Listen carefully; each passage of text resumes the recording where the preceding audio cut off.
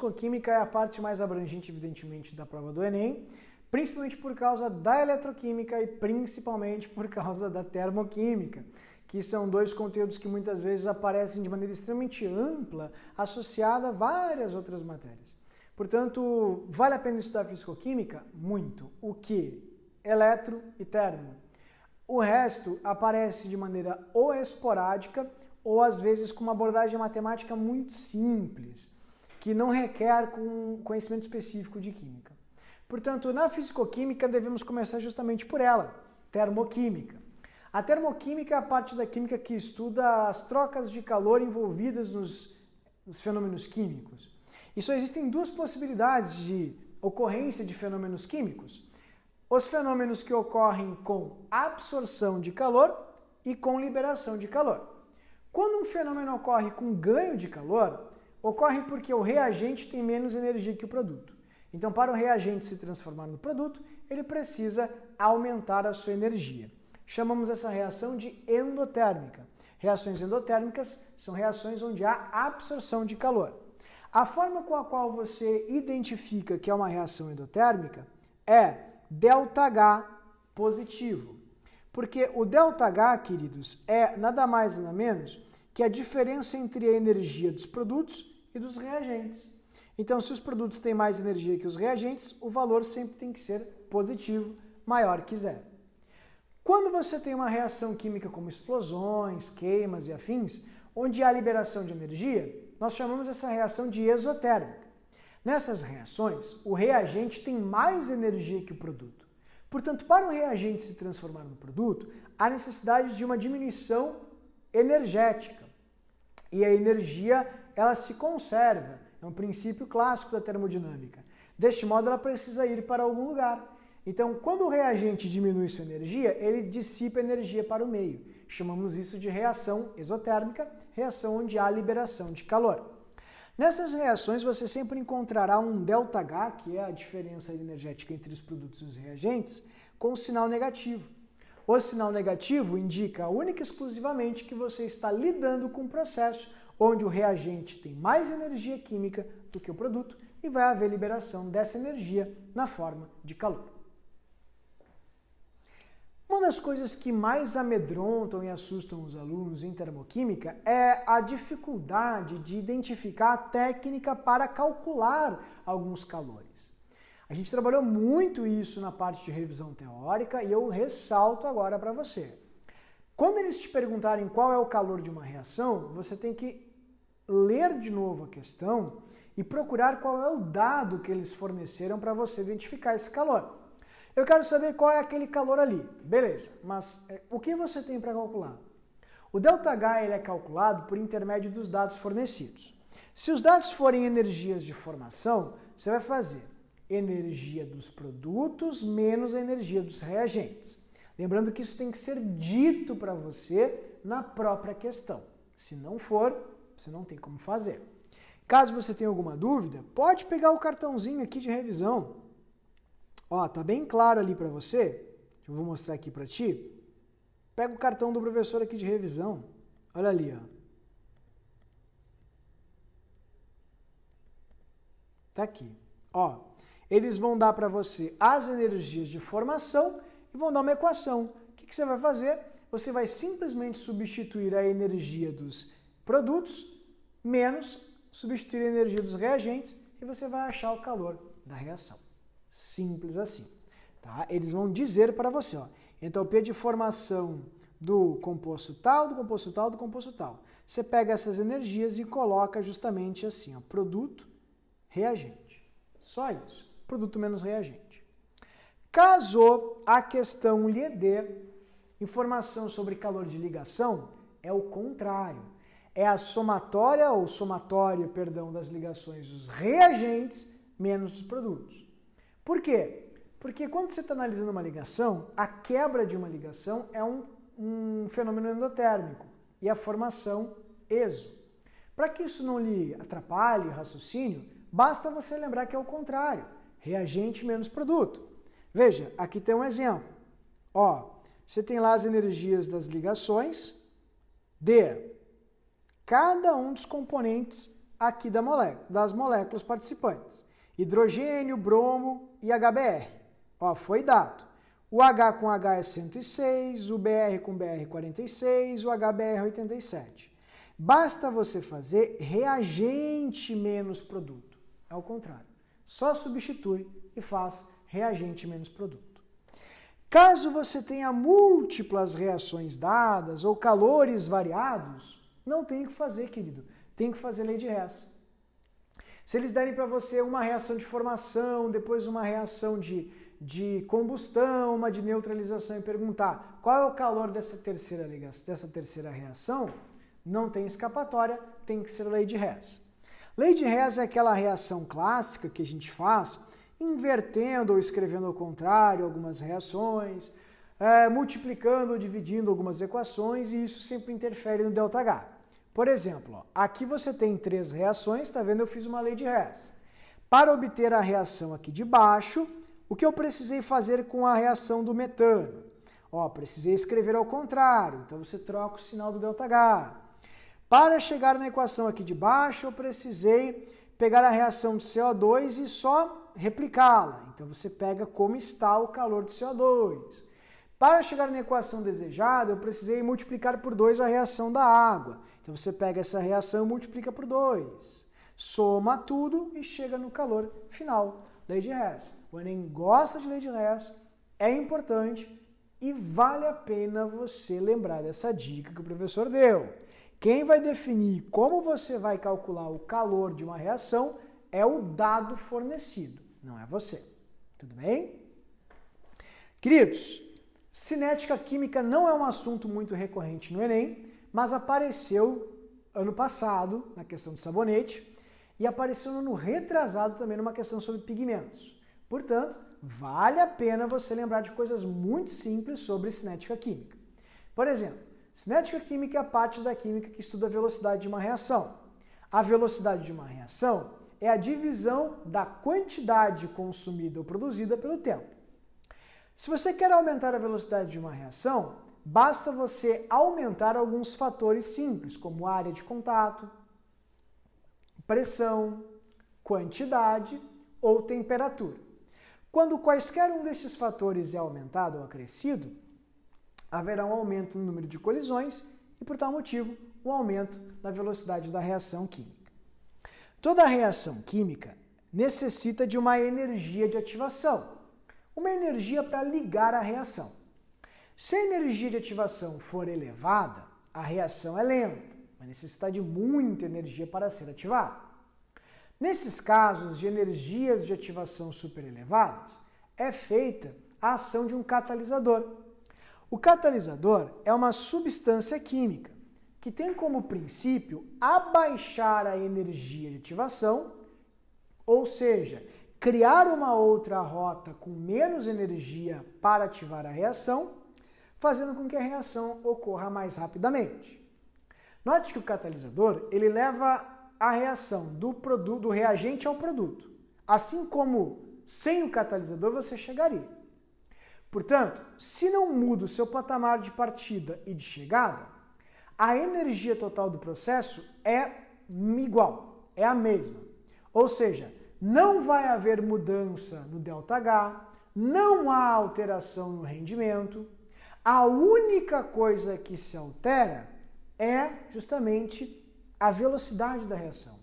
É como se, por exemplo, você saísse de um ponto e fosse a um outro ponto por caminhos diferentes.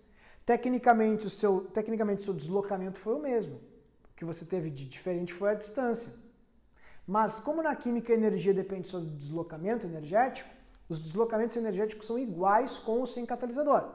A diferença, repito, é a velocidade. Como a energia de ativação é menor quando se usa o catalisador, a reação torna-se mais rápida.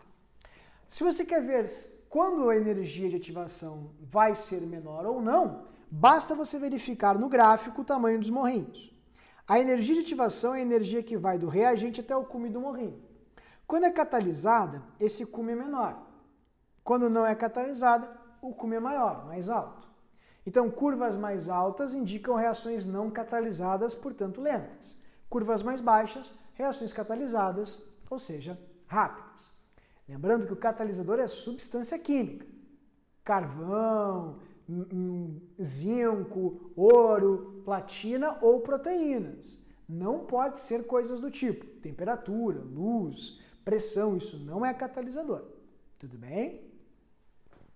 E algo que nunca caiu no Enem até agora, né, pessoal?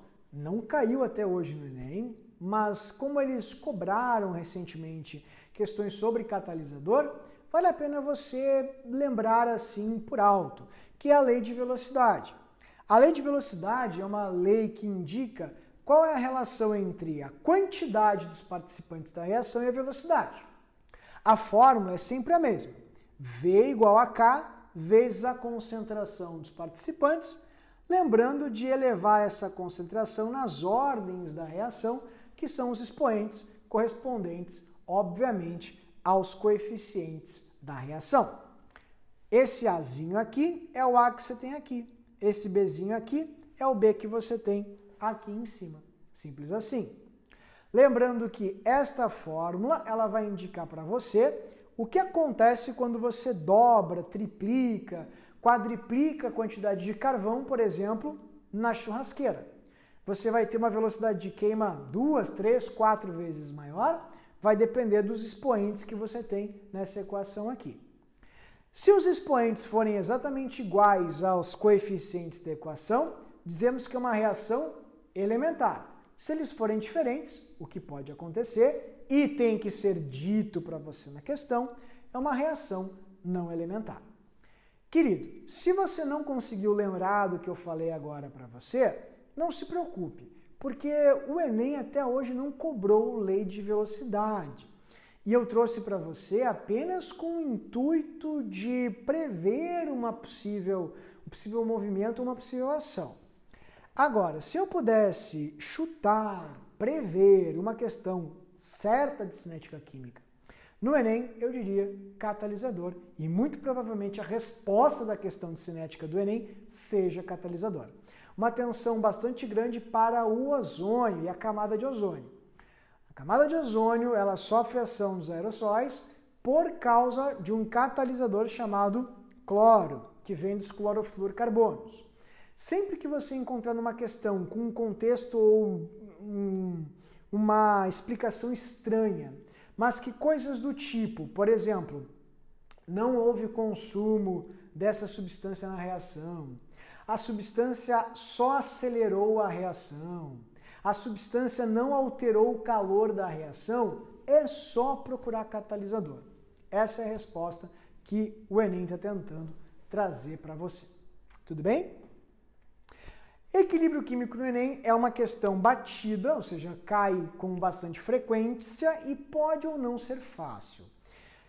Você pode ter questões simples sobre definição de equilíbrio, que é um estado bem pontual onde você tem reações direta e inversa ocorrendo simultaneamente com a mesma velocidade, né?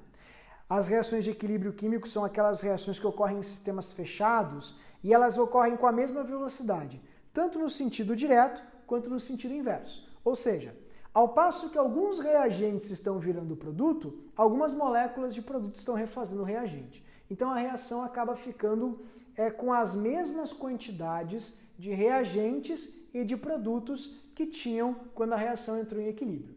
Para que essa frase não fique confusa, as quantidades de reagentes e de produtos permanecem iguais no equilíbrio químico. Se elas permanecem iguais, você pode criar uma constante que vai indicar qual é a quantidade de produto e de reagente ou se tem mais produto ou mais reagente numa reação química. As constantes de equilíbrio são simples contas de divisão, onde você faz, produtos, tá vendo? Por reagente. Você vai pegar a concentração do produto elevado nos coeficientes do produto, como você está vendo aqui, dividido pela concentração dos reagentes elevado nos coeficientes dos reagentes. Por que tem que ter elevado essa elevação, essa potência, professor?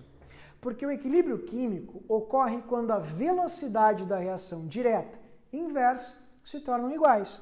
Como você está vendo aqui, velocidade, tanto a reação direta, que é aquela onde o reagente está virando produto, e a reação inversa, que é aquela onde o produto está virando reagente, elas se igualaram. E se as reações direta e inversa se igualam, as quantidades de reagentes, ou a quantidade dos reagentes não vai mais se alterar, e a quantidade de produto também não vai mais se alterar. Por isso a reação entra no equilíbrio. E como a fórmula de velocidade é aquela que eu recém falei para você, do V igual a K, vezes concentração elevado nos coeficientes, é daqui que sai justamente a fórmula da constante. Então é produto sobre o reagente. E não esqueçam de elevar nos coeficientes que aparecem nas equações químicas, ok? Uma dica mais profunda, assim, pessoal, para quem estudou bastante esse conteúdo, lembrem que o Kc ele tem várias facetas, né?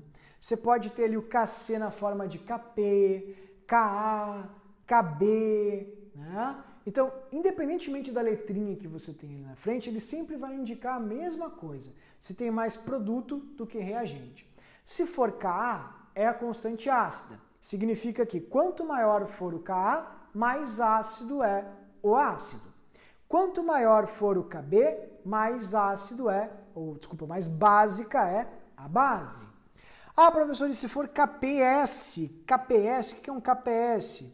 KPS é o produto de solubilidade. Ó, quando você tem sais, por exemplo, vamos pegar aqui, ó, cloreto de césio em água. Ele vai se transformar em césio mais cloreto, desse jeito. Você vai fazer ó, produto que é o produto que é o césio, assim, e aqui o cloreto. A gente não escreve o cloreto de césio embaixo porque ele é um sólido puro, lembra? Sólidos puros e líquidos puros não fazem parte das constantes. Então, o KPS, que é o produto de solubilidade, vai ser césio mais cloreto, vezes cloreto ao quadrado, porque são dois cloretos. O que isso indica? Como o cloreto, o césio e o cloreto estão nos produtos, e você está vendo ali que o KPS é um produto, porque isso aqui é uma multiplicação, das concentrações de césio e cloreto, e as concentrações de césio e cloreto indicam a solubilidade do cloreto de césio, quanto maior for o KPS, mais solúvel o sal é. Simples assim. Sempre que você tiver um número alto, pessoal, uma constante alta, indica que você tem muito alguma coisa. E essa coisa é o produto, porque as constantes sempre são feitas da mesma base, produto sobre reagente. Então, Kc alto, muito produto. Ka alto, muito forte ácido. Kb alto, muito forte a base. KPS alto, muito solúvel o sal. Simples assim, ok?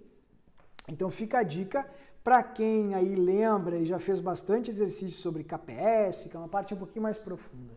Se você não lembra o que é KPS, não faz ideia ou não fez ideia do que eu falei, não tem problema. É só lembrar que tudo vem da mesma estrutura matemática e é produto sobre reagente.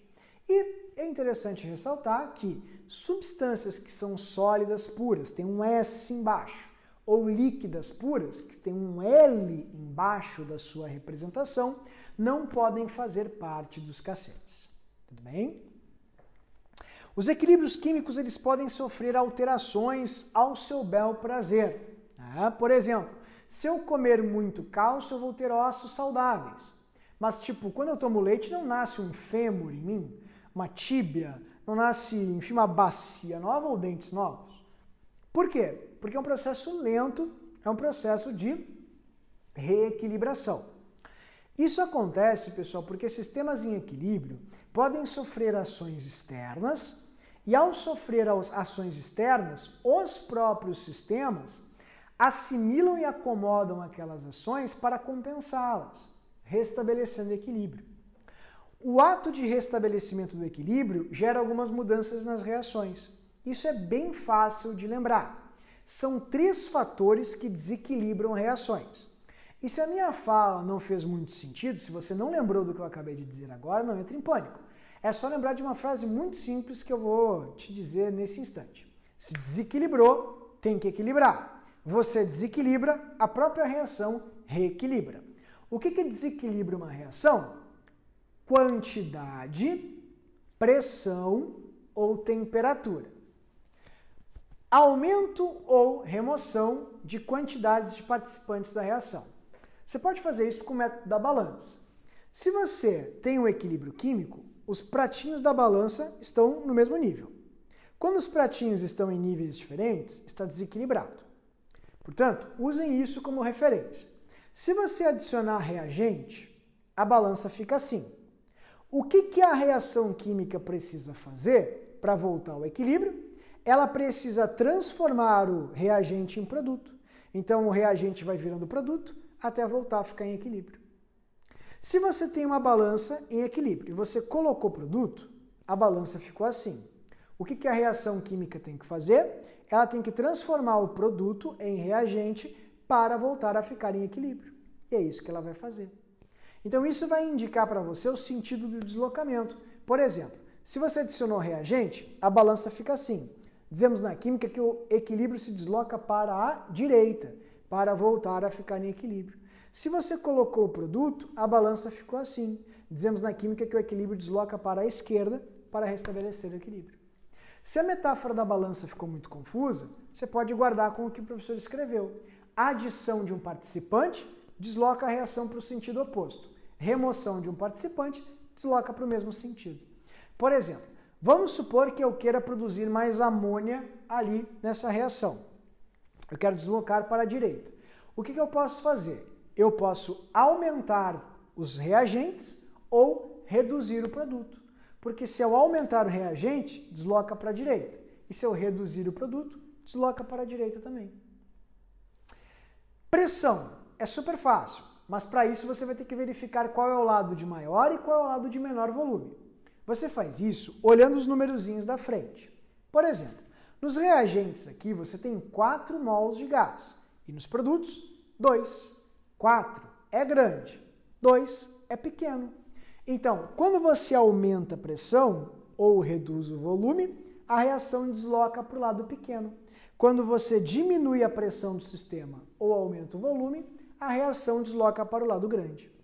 Portanto, se você quer fazer mais amônia, você precisa aumentar a pressão e, por conseguinte, reduzir o volume. Assim, você vai ter um equilíbrio deslocando para o lado que ocupa menor volume. Temperatura. Quando esquenta, vai para o lado da reação que precisa de calor. Quando resfria, o lado que precisa se livrar de calor. Toda reação química é endo ou exotérmica. E isso tem que ser dito para você na própria questão. Então você vai ler, por exemplo, nesse sentido direto da reação abaixo, a gente tem a amônia no lado endotérmico, porque o ΔH é maior que zero. Isso significa que a reação no sentido direto precisa ganhar calor. Como é que você favorece o ganho de calor? Esquentando.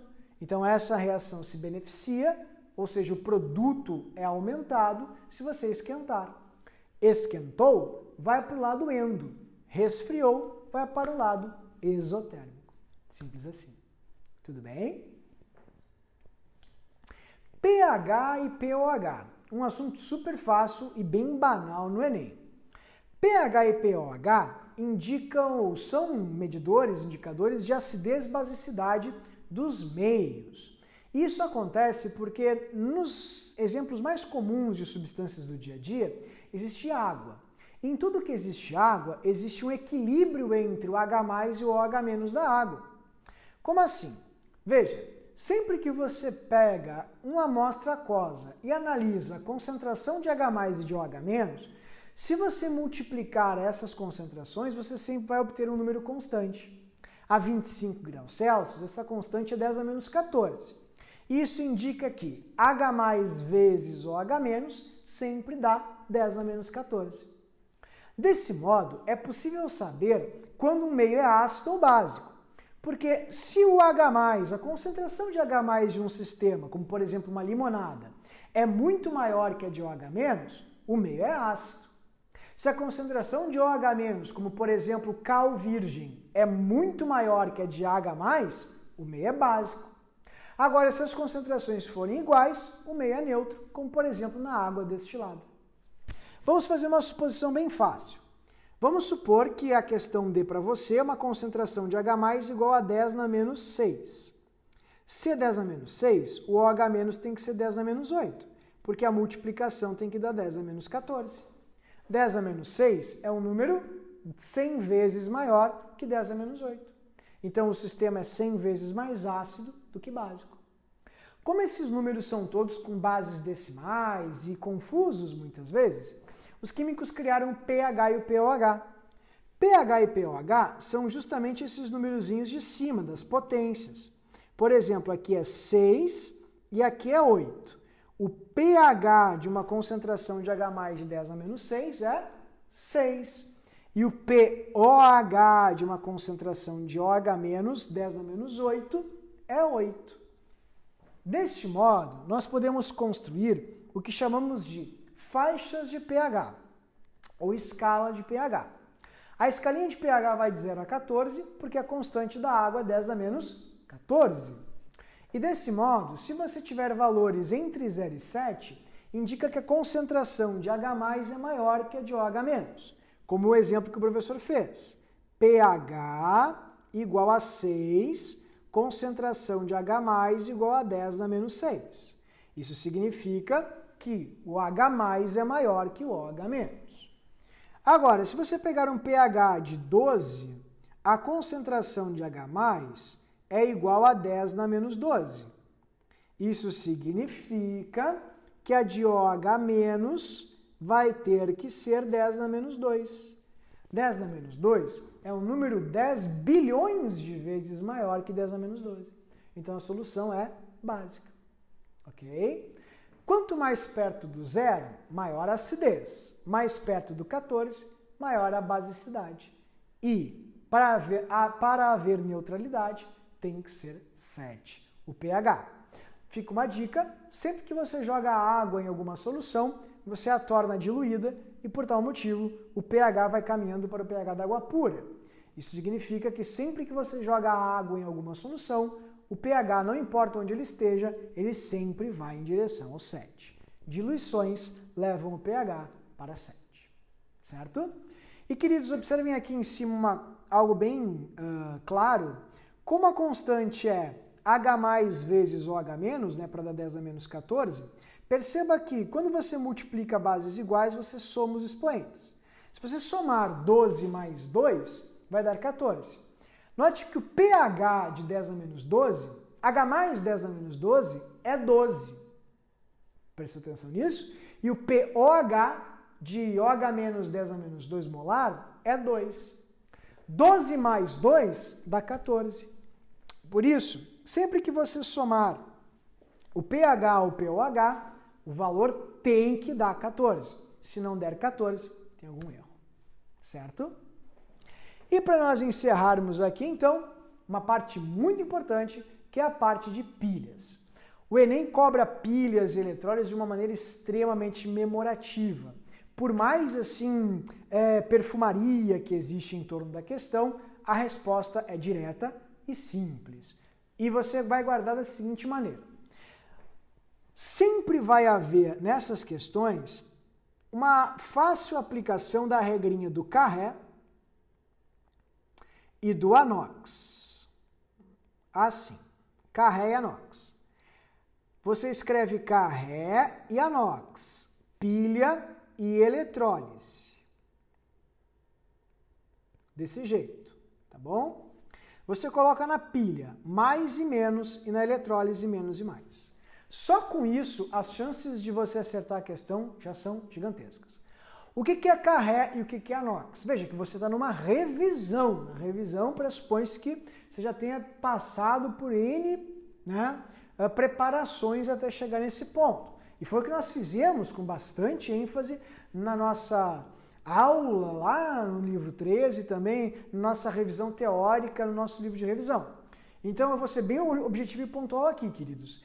Carré é a contração de cátodo, é onde ocorre a redução, e ânodo é onde ocorre a oxidação.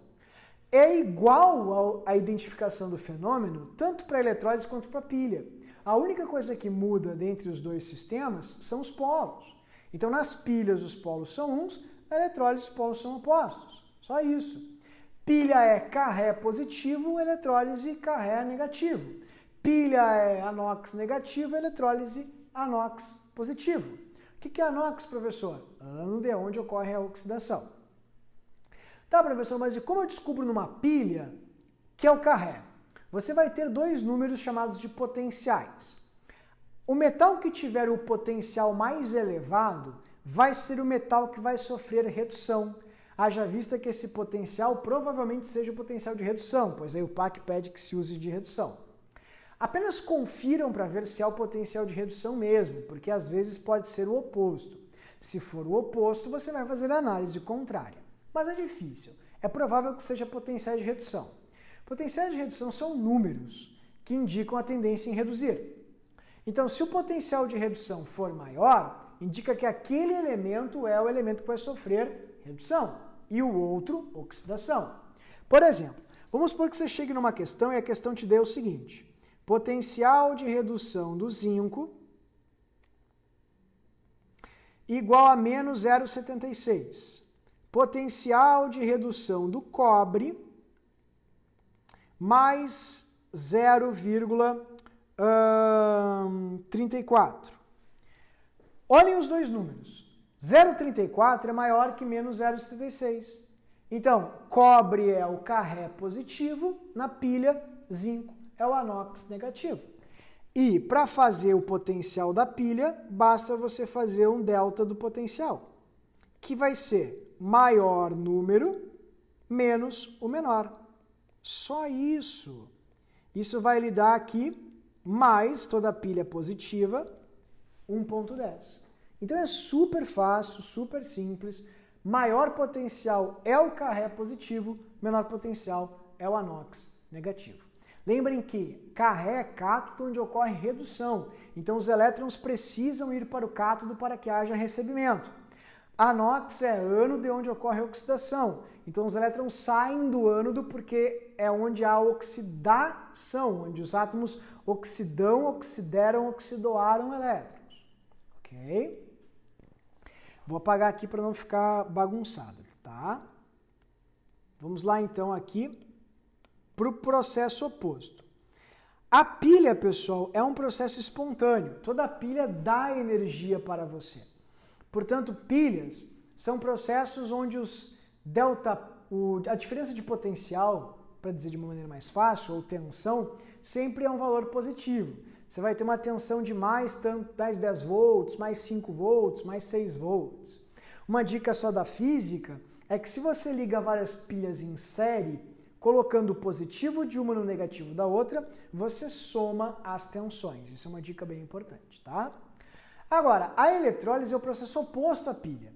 Se o seu celular funciona a pilha, a tomada reconstrói a pilha gasta do seu celular. Então, enquanto você está usando o celular, pilha, botou na tomada, eletrólise. A eletrólise é um processo que força uma reação química. Quando você coloca o celular na tomada, a corrente elétrica da tomada está forçando a reconstrução da pilha do seu celular. Por isso, um processo de eletrólise. Na eletrólise, você sempre vai ter dois polos desenhados, o positivo e o negativo. Tem que escrever já direto no negativo Ca e no positivo anox, para você lembrar que cátions vão para o cátodo, ânions vão para o ânodo. É só lembrar disso. A eletrólise funciona por essa premissa. Todos os cátions vão para o cátodo sofrer redução, e todos os ânions vão para o ânodo sofrer oxidação. Isso é um processo de eletrólise. Ok? Então lembra dessa dica, ajuda bastante. Se você quiser aprofundar isso, pega por alto o cartãozinho que o professor fez para você na aula de revisão teórica e dá uma lidinha, mas só lembrando que cátions vão para o cátodo e ânions vão para o ânodo, você já acerta isso com facilidade. Eu provo para você. Vamos supor que você queira fazer eletrólise do sal de cozinha. Eletrólise do sal de cozinha. NaCl. Você tem o Na+, e o Cl-. Assim, o Na+, ele precisa ir para o polo negativo, que é o Ca, cátodo. Ca. E o Cl- precisa ir para o polo positivo, que é o anox. Anox, desse jeito. Então, o sódio vai sofrer redução e o cloro, ou cloreto, oxidação. Só isso. É fácil, simples e rápido. Dica, se a eletrólise envolver água, vai ter que dar uma lembradinha assim da regrinha do H+, reduz quando houver AL, o H- não oxida quando houver AL. Eu vou anotar aqui para você lembrar. Ó, tá no nosso cartão da aula de revisão teórica. Tá? Tá ali, ó.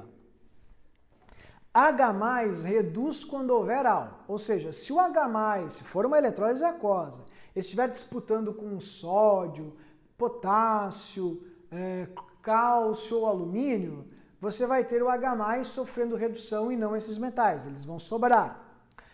No caso do polo positivo, o H- não oxida quando houver AL. Se o OH- estiver disputando com halogênios, AL de halogênios, o OH- não oxida. Se não for halogênio, o OH- oxida. Eu acho que no Enem você não vai precisar decorar isso, porque o Enem vai dar alguns artifícios para você conseguir acertar. Você só precisa lembrar que cátions vão para o cátodo e ânions vão para o ânodo numa eletrólise. É só isso. Ok? Então, queridos, é isso aí. O professor falou demais. Está aqui uma mensagem do poder transformador da educação. E eu queria desejar para vocês, evidentemente, uma excelente prova e dizer que o conhecimento é um valor discreto e sutil. Quando você menos espera, você percebe a diferença que ele faz. E você vai perceber isso na sua prova. Portanto, descanse, só escute esses vastos e vastos vídeos e áudios que nós professores traremos para vocês. Não faça testes, não faça exercícios, revise apenas coisas pontuais das revisões teóricas feitas para vocês, repasse os slides que nós trouxemos aqui, evidentemente, porque é só isso que você precisa ver para fazer uma prova com excelência. A prova do Enem ela requer uma leitura das questões fáceis e não um acerto demasiado de todas as questões. Não é o colégio, é um concurso, você não tem que tirar 100, 10. Você tem que ir melhor que os outros.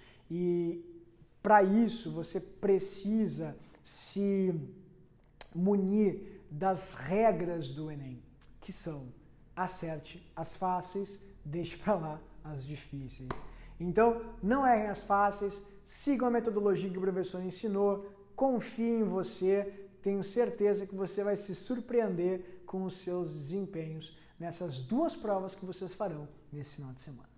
Qualquer dúvida é só me contatar, vai ser um prazer ajudar, assim como foi um prazer acompanhar vocês ao longo de toda essa jornada. Grande abraço, fiquem bem, uma excelente prova e até!